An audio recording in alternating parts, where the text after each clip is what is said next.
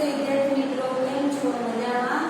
4 દિવસની રજા પછી તો તમે વધારે તો તમારે તો રજા જ છે, પણ વધારે મજા આવી. આપણું નવું વર્ષ ચાલુ થઈ ગયું, ભારતીય નવું વર્ષ ચાલુ થઈ ગયું. કાલે આંબેડકર જયંતિ હતી અને કોરોના પણ વધી રહ્યો છે, તો આપણે થોડુંક સ્વાસ્થ્ય પ્રત્યે ધ્યાન રાખશું અને આગળ અભ્યાસમાં પણ ધ્યાન આપશું. તો આપણે આગળ જોઈએ, પહેલા પુનરાવર્તન કરી લઈએ કે ભાઈ આપણે તે દિવસે સાચા આભૂષણ વિશે ભણ્યા હતા. પછી સજ્જન માણસ અને દુર્જન માણસનો શું ફેર હોય છે તેના વિશે ભણ્યા હતા. તો આપણે જોઈએ, હાથનું આભૂષણ દાન છે. સત્ય શેનું આભૂષણ છે? તો ગળાનું આભૂષણ સત્ય છે. કાનનું આભૂષણ જે છે તે શું છે? તો શાસ્ત્રો છે. તો શાસ્ત્રને વાંચવા જોઈએ. આભૂષણોનું શું પ્રયોજન છે? બાકી કોઈ પણ આભૂષણોનું કોઈ પણ પ્રયોજન નથી. તો વિદ્યાર્થીઓ આપણે તેના વિશે આપણે વિસ્તૃત માહિતી લીધી છે આપણે, અને જાણીએ છીએ કે કર્ણનું નામ આપણે દાનવીર તરીકે ઓળખીએ છીએ. કર્ણને તો એને કેટલું બધું દાન કર્યું હતું, પોતાના કવચ દાનમાં આપી દીધા હતા. એ જ રીતે હરિશ્ચંદ્રને જુઓ તમે, તો હરિશ્ચંદ્રે પણ આખું રાજપાટ અને પોતાના પત્ની સંતાન બધા જ ને દાનમાં આપી દીધા હતા. અને ત્યારે જ આજે આપણે એને યાદ કરીએ છીએ કે રાજા હરિશ્ચંદ્ર જેવા કોઈ રાજા નહોતા. તો એ રીતે આપણે પણ દાન કરીને આપણે પણ આપણી ખ્યાતિ વધારશું. આગળ કીધું હતું સજ્જન માણસ કેવો હોય, દુર્જન માણસ કેવો હોય. તો આપણે કાગડા અને કોયલના ઉદાહરણ દ્વારા આપણને સમજાવવામાં આવ્યું હતું કે કાગડો કાળો છે, કોઈ પણ કાળ છે. તો કાગડા અને કોયલમાં શું ફેર છે, શું તફાવત છે? તો આવી જ રીતે બધા માણસો શરીરના આકારના પ્રકારથી સરખા હોય છે, બધાના હાથ પગ બધું સરખું જ આપ્યું છે. તેમ છતાં માણસની બુદ્ધિ કેવી થઈ જાય છે? કાગડા જેવી બુદ્ધિ થઈ જાય છે. ત્યાંથી એનો ભેદ પડે છે કે આ માણસ સજ્જન છે અને આ માણસ દુર્જન છે. તો વિદ્યાર્થીઓ આપણે ખાસ એમાં ધ્યાન રાખશું કે આપણે દુર્જનની કક્ષામાં ન આવી જઈએ. આપણે જેવો સંગ કરીએ તેવો આપણા પર એનો પ્રભાવ પડે. તો આપણે હંમેશા સજ્જન માણસનો સંગ કરશું, અને કોયલ જેવું જેટલું મીઠું બોલી શકાય એટલું આપણે મીઠું બોલવાનો પ્રયત્ન કરશું. અને આગળ છે યથા ચિત્તમ તથા વાચો યથા વાચસ તથા ક્રિયા ચિત્તે વાણ્યમ ક્રિયાયામ ચ સાધુનામ એક રૂપતા. આગળ પણ સજ્જનની વિશેષતા બતાવતા કવિ કહે છે કે સજ્જન માણસ કેવો હોય છે? તો કહે છે કે યથા, હું શબ્દાર્થ લખું છું, તમે જોતા જજો.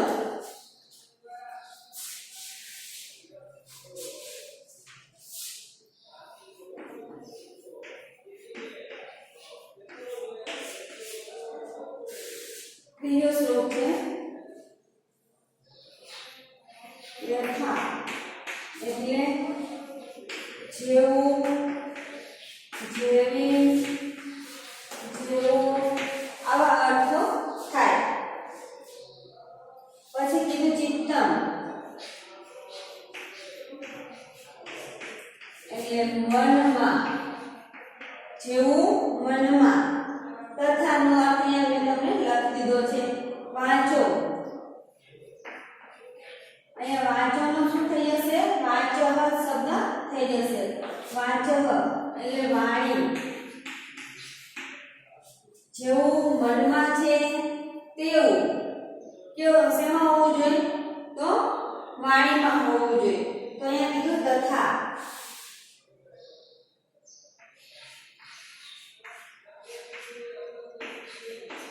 તેવું, તેવી, તેવું. અહીંયા પણ એના અર્થો એવા થશે. તો કહે છે જેવું મનમાં હોય તેવું વાણીમાં હોવું જોઈએ.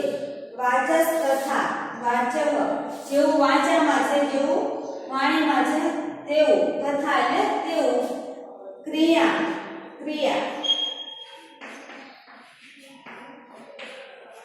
તો ક્રિયા એટલે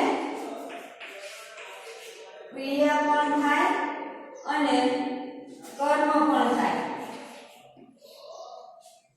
ક્રિયા અને કર્મ પણ થાય. તો અહીંયા વાણિયામ એક શબ્દ છે, ચિત્ત શબ્દ આવી ગયો. અહીંયા પણ ચિત્તમ છે, વાણિયામ.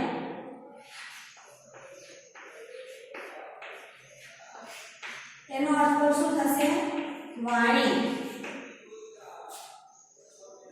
સાધુ નામ એટલે કે સજ્જન માણસ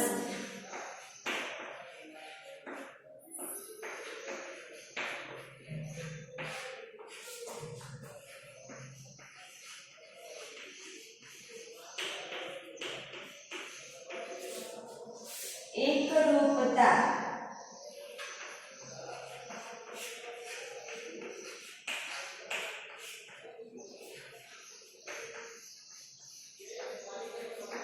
એકરૂપતાનો સમાન અહીંયા સંધિ છે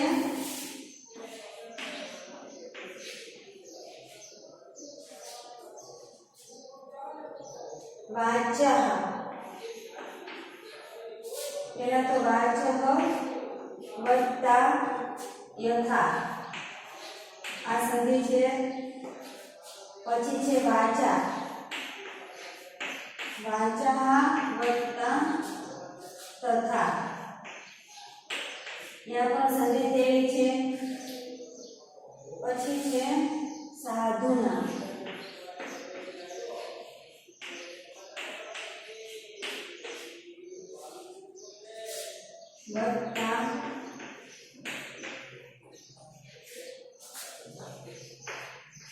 વત્તા એકરૂપતા આ ત્રણ સંધિ થયેલી છે વાંચોનું વાંચો થઈ ગયું કારણ કે યથાના કારણે વાંચો હતું અને અહીંયા છે વાચા સ હતો સ નો વિસર્ગ થઈ ગયો તથા અને સાધુ નામ મ અર્ધ હોય તેની અંદર સ્વર ભળે એટલે મ આખો થઈ જાય એટલે મે થઈ ગયો તો સાધુ નામ એકરૂપતા એ રીતના સંધિ છે તો વિદ્યાર્થીઓ તમે શબ્દ જોઈ લો યથા એટલે જેવું જેવી જેવું ચિત્તમ એટલે મનમાં વાચઃ એટલે વાણી તથા એટલે તેવું તેવી તેવું ક્રિયા એટલે ક્રિયા અથવા તો કર્મ વાણિયાનો અર્થ પણ શું થશે વાણી અહીંયા જેમ છે તે સાધુ નામ એટલે કે સજ્જન માણસ સારો માણસ એકરૂપતા એકરૂપ હોય છે સમાન હોય છે સજ્જન માણસ હંમેશા સજ્જન જ રહે છે તો અહીંયા આપણને શું કહે છે હું ખાલી તમને ભાષાંતર સમજાવું છું જોજો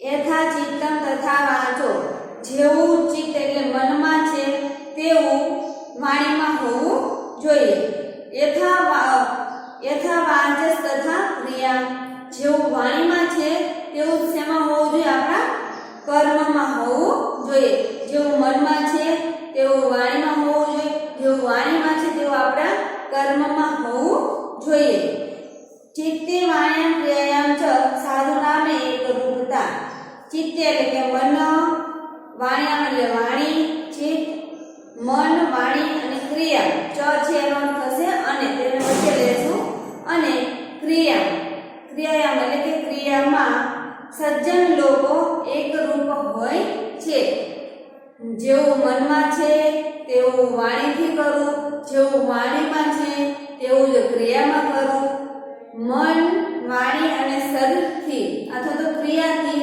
જે કામ કરવામાં આવે છે તેમાં સજ્જન લોકો કેવા હોય છે એકરૂપ હોય છે તો તમને સમજાણું હશે વિદ્યાર્થીઓ ભાષાંતર ફરીવાર એકવાર હજી સાંભળી લો જેવું મનમાં તેવું વાણીમાં જેવું વાણીમાં છે તેવું જ આપણા કર્મમાં હોવું જોઈએ અને મન વાણી અને શરીરથી સજ્જન લોકો એકરૂપ હોય છે આ એનું ભાષાંતર છે તો વિદ્યાર્થીઓ આપણે પણ આમાંથી પ્રેરણા લેવી જોઈએ કે મન વાણી અને શરીરથી આપણે કેવા રહેવું જોઈએ એકરૂપ રહેવું જોઈએ ઓલું કે ને કે હાથીના દાંતની જેમ આપણે ન રહેવું જોઈએ કે બતાવવાના અલગ હોય અને ચાવવાના પણ અલગ હોય એ હાથી જેવું કામ કહેવાય તો આપણે હાથી જેવું કામ નથી કરવાનું આપણે તો સજ્જન માણસ જેવું કામ કરવાનું છે કે ભાઈ જેવું આપણે બતાવીએ છીએ તેવું જ કામ કરવું જોઈએ આપણે ભણ્યા છીએ તો આપણે યાદ કરી નાખવું જોઈએ લેસન જે કીધું તે લેસન કરી નાખવું જોઈએ અને માતા પિતા જે આપણને કે આજ્ઞા આપે એવું કામ આપણે કરવું જોઈએ પછી એમની સામે આપણે બાના બતાવવા જોઈએ નહીં ત્યારે આપણે સજ્જન બની શકીએ સજ્જન માણસ જેવા બની શકીએ તો વિદ્યાર્થીઓ તમને આનું ભાષાંતરનો બોધ પણ મળ્યો હશે કે મન વાણી અને શરીરથી હંમેશા આપણે સત્ય કામ કરશું તો જીવન સફળ થશે જીવનમાં આગળ વધશું આગળ છે બીજો ચોથો શ્લોક છે તે પણ જોઈ લઈએ. સર્વતીર્થમયી માતા સર્વદેવમય પિતા માતરમ પિતરમ તસ્માત સર્વયત્નેન પૂજયે. અહીંયા આ શ્લોકમાં આપણને માતા અને પિતાનો મહિમા દર્શાવવામાં આવ્યો છે કે ભાઈ માતા પિતાનું આપણા જીવનમાં કેટલું યોગદાન છે. કહેવાય છે ને કે મા તે મા બીજા બધા વગડાના મા. પિતાને આંગળી પકડીને આપણે મોટા થયા હોય અને સમય આવે ત્યારે આપણે એ જ પિતાને ભૂલી જતા હોઈએ છીએ. તો આપણે એવું ન કરવું જોઈએ. એવા બોધ આપણને કહે છે કે સર્વ તીર્થમય એટલે કે બધા તીર્થોમાં તમે ગમે એટલા તીર્થ કરો તો એમાં સૌથી ઉત્તમ સ્થાન કોનું છે? માતાનું છે. તમે એક ઉદાહરણ જોયું હશે કાર્તિકેય અને ગણપતિનું. પાર્વતીજી ને શંકર ભગવાનને એ બેઠા હોય છે તો ઓલા ગણપતિ કહે કે હું મોટો છું, કાર્તિકેય કે ના હું મોટો છું. તો પછી ઓલાને યુક્તિ કરી, એ મૂંઝવણમાં કે મોટું કોણ એમ. તમને એક યુક્તિ કરી કે જે આખી પૃથ્વીની પ્રદક્ષિણા કરીને સૌથી પહેલા આવે તે સાચો મોટો કહેવાય છે, તે સાચો જ્ઞાની કહેવાય, મોટો કહેવાય. તો એમાં બંને ભાઈઓ એક સાથે નીકળી જાય છે પરિક્રમા કરવા. ત્યારે ગણપતિને મગજમાં આવે છે કે સાલું આખી પૃથ્વીને પ્રદક્ષિણા કરવી અને તો પણ આપણને સાચા ભગવાન કે સાચા માતા પિતા તો મળતા નથી, સૌથી મોટા કઈ રીતના. તો કહેવાય છે કે માતા જે છે એ આખી પૃથ્વી સમાન આપણી માતા છે. તો આપણી માતાની જ પ્રદક્ષિણા કરી લો તો મારે આખી પૃથ્વીની પ્રદક્ષિણા કરવાની કઈ જરૂર નથી. તો જ્યારે કાર્તિકેય પ્રદક્ષિણા કરીને આવે છે, આખી પૃથ્વીનું ભ્રમણ કરીને આવે છે અને કહે છે કે ગણપતિ તું અહીંયા જ કેમ બેઠો છે? તારે તો પ્રદક્ષિણા કરવા તો ગયો જ નથી, તું તો હારી ગયો અને હું મોટો થઈ ગયો. કાર્તિકેય આવું કહે છે. ત્યારે ગણપતિ શું કહે છે કે તું માતાજીને પૂછ, મેં માતાજીની પ્રદક્ષિણા કરી લીધી. મારા માટે મારી માં છે એ આખી પૃથ્વી સમાન છે. ત્યારે એવું લાગે છે કે ના, કે ખરેખર આપણા માનની અંદર જ બધા દેવતાઓ દેવીઓનો વાસ છે. તો આપણે હંમેશા આપણી માતાની પૂજા કરવી જોઈએ. ગણપતિમાંથી આપણે આવું શીખવું જોઈએ. તો વિદ્યાર્થીઓ અહીંયા એનો મહિમા દર્શાવ્યો છે. સર્વ તીર્થમયી માતા. આપણે ગંગા નાવા જશું, હરિદ્વાર જશું, દ્વારકા જશું, કાશી જશું, બધી જશું, બરાબર. પણ આપણે આપણા માતાને નહીં રાખતા હોય, આપણે પિતાને નહીં રાખતા હોય તો એ આપણા માટે કેવું છે? તીર્થ ધૂળ સમાન છે. તો આપણે એવો બોધ લેવો જોઈએ કે અત્યારે તો આપણે નાના હતા ત્યારે માને આંગળી પકડીને ચાલતા હોય કે મારી માં ક્યાં ગઈ, મારી મમ્મી ક્યાં ગઈ, એવી રીતે કરતા જોઈએ ના ઘડી પણ મળે તો વિદ્યાર્થીઓ આપણે માતાને નાના હતા તો આપણે પ્રેમ કરીએ છીએ, આપણે રાખીએ છીએ. પણ જ્યારે એ જ માતાને વૃદ્ધાવસ્થામાં જરૂર પડે છે આપણી કે ભાઈ મેં મારા સંતાનોને મોટા કર્યા છે તે મને ગઢપણમાં મને પણ સાચવશે, આવી આશા સાથે એને આપણને પાળ્યા પોસ્યા હોય. તો મોટા થઈ અને આપણે એને ન રાખીએ તો આપણે બધા તીર્થો જે છે, આપણો જન્મ છે તે કેવો બની જાય છે? ધૂળ સમાન બની જાય છે. એટલે આખી પૃથ્વીને ભ્રમણ કરો અને માતાનું પ્રદક્ષિણા કરો, એ સમાન આપણી માતા છે. તો આપણી માતાને હંમેશા આદર કરવો જોઈએ. એટલે કહે છે કે સર્વ તીર્થમય માતા. બધા તીર્થોમાં સૌથી ઊંચું સ્થાન છે તો કોનું છે? આપણી માતાનું છે. સર્વદેવમય પિતા. બધા જ દેવોમાં જેટલા દેવ છે તે પિતાઓ છે.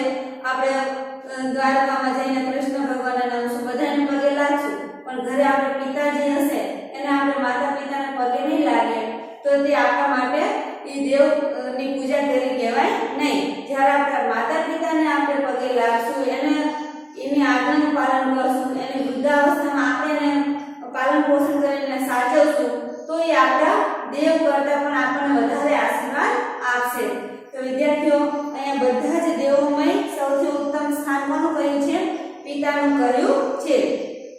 આપણે ઓલું બોલીએ પણ છે પ્રાર્થના કે તમેવ માતા ચ પિતા ત્વમેવ બંધુ યસ્થા ત્વમેવ વિદ્યાધરણમ ત્વમેવ. તો બાળક માટે હંમેશા માતા પિતા બધી જ વસ્તુમાં એક સાથે પ્રયત્ન કરતા હોય છે કે મારું બાળક આગળ વધે, મારો છોકરો છોકરી આગળ વધે, ભણીને હોશિયાર બને, એની એક પણ વસ્તુની એને કમી ન રહે.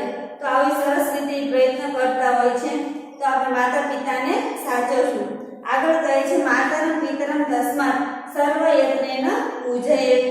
તો આવી રીતે વિદ્યાર્થીઓ માતા અને પિતાને બધા જ પ્રયત્નોથી આપણે પૂજવા જોઈએ. અત્યારે ગઈઢા આપણા દાદા દાદી હોય તો તમે જોતા હશો એમને ખાવા માટે ફાંફા મારવા પડતા હોય, બરોબર, ટાઈમે એમને ભૂખ લાગી હોય જમવાનું ન મળે, તો આવું આપણે ન કરવું જોઈએ. કારણ કે કાલે આપણે પણ એ સ્થિતિમાં આવવાના છીએ. તો આપણે એમને સારી રીતે પ્રયત્ન કરીને જેટલી એમને જરૂરત હોય, જે આવશ્યકતા હોય, રોટી કપડાં અને મકાન તો કહે છે ને બધાની જરૂરત હોય, તો માતા પિતાને રોટી કપડાં અને મકાન તો અવશ્ય આપવું જોઈએ, ટાઈમે ખાવા આપવું જોઈએ, એમને નમસ્તે કરવા જોઈએ.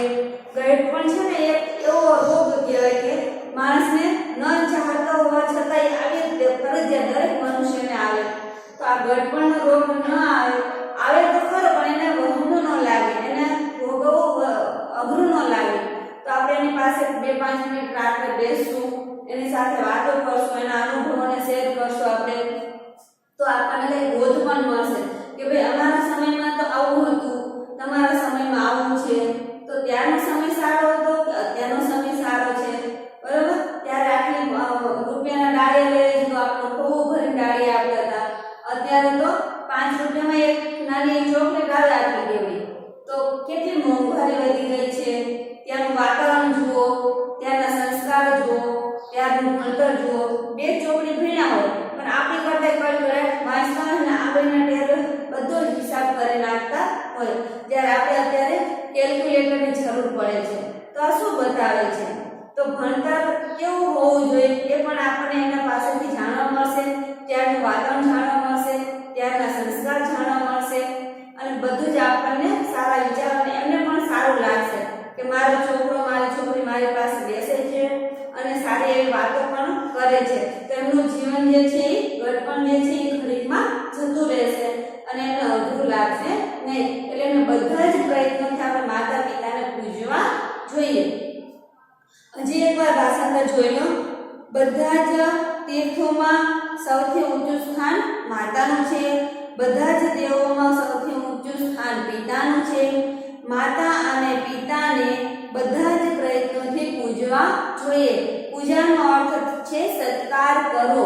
આંગણે આવેલા અતિથિને આપણે કેમ સત્કારીએ છીએ, એ જ રીતે આપણા માતા પિતા છે એનો સત્કાર કરવો જોઈએ હંમેશા. જેમ મેં આગળ કીધું કે રોટી કપડાં અને મકાનથી તો અવશ્ય કરવો જોઈએ, બાકી આપણાથી જેટલું બની શકે તેટલું આપણે એનું કામ કરવું જોઈએ. તો વિદ્યાર્થીઓ, તમને આમાંથી બોધ મળ્યો હશે, બરોબર? માતા કે ને માવતર કુમાવતર ન થાય, સોર કસોર થાય પણ માવતર કુમાવતર ન થાય. તે ક્યારે આપણી પર ગુસ્સો કરતા નથી. હા, આપણા કારણે આપણા જે ભૂલો હોય છે એના કારણે ક્યારે કરવો પડે, પણ તો એને હૃદયમાં તો ચિંતા થતી કે મારા છોકરાને છોકરીને વઢ્યા, એને સારું નહીં લાગે, આવી એના અંદર જીવ બળતો હોય, કેમ કે આપણું અને એનું ખૂન એક છે. આગળ જોઈએ હવે એના પછીનો શ્લોક. એના શબ્દાર્થ થોડા જોઈ લેજો. જો કે બધા શબ્દાર્થ તો સારા જ છે, એ અઘરા છે નહીં. એટલે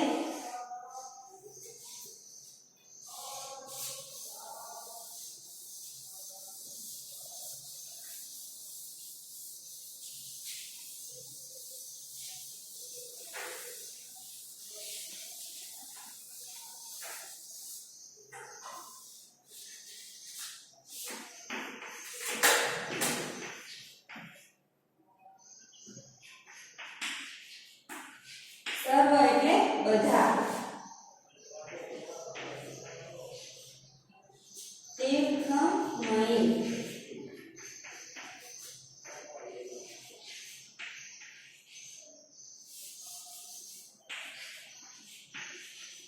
તીર્થોમાં, બધા તીર્થોમાં માતા એટલે માતાનું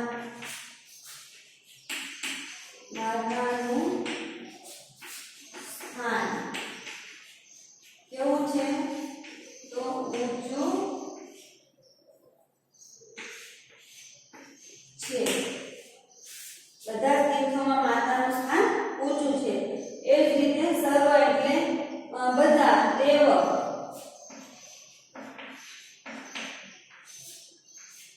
દેવ એટલે દેવતા, દેવતા, ભગવાન, પિતા એટલે પિતા,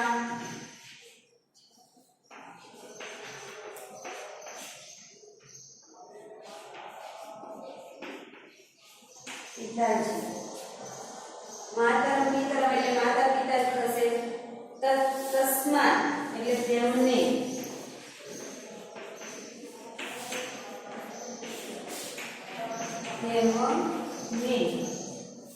સર્વ યજ્ઞ એટલે બધા જ યજ્ઞ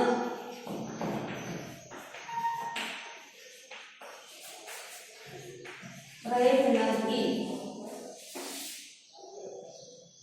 ઉજયે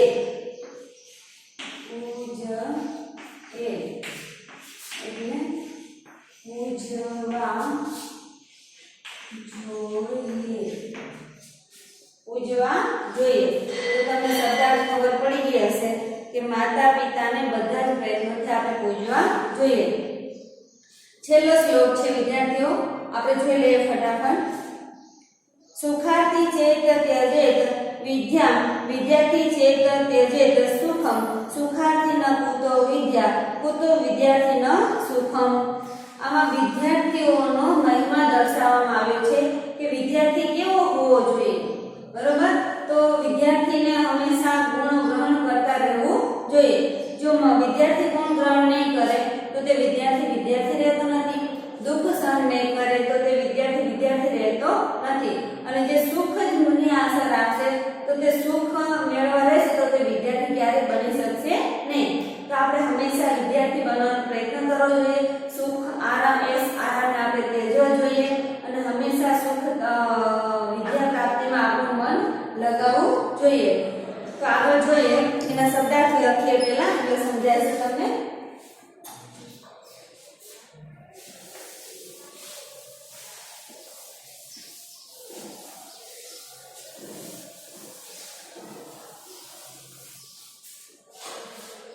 પાંચમો શ્લોક છે સુખાર્થી.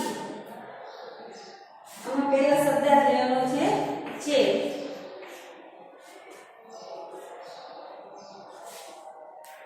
અહીંયા છે જે,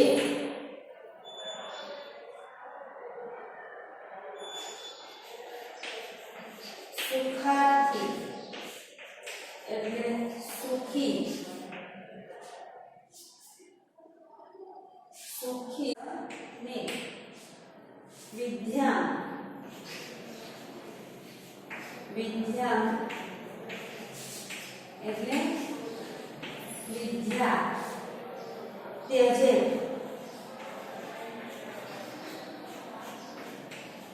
વિદ્યાનો ત્યાગ કરવો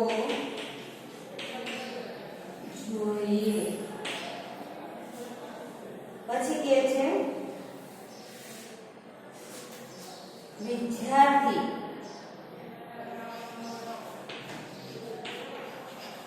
વિદ્યાર્થી તો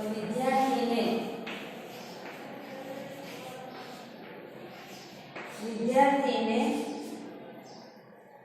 સુખમ, સુખમ એટલે સુખ ત્યજેત એટલે આવી ગયું છે ત્યાગ કરવો જોઈએ. વિદ્યાર્થીએ સુખનો ત્યાગ કરવો જોઈએ. સુખાર્થી ન કૂતો વિદ્યા, તો સુખી માણસને કૂતો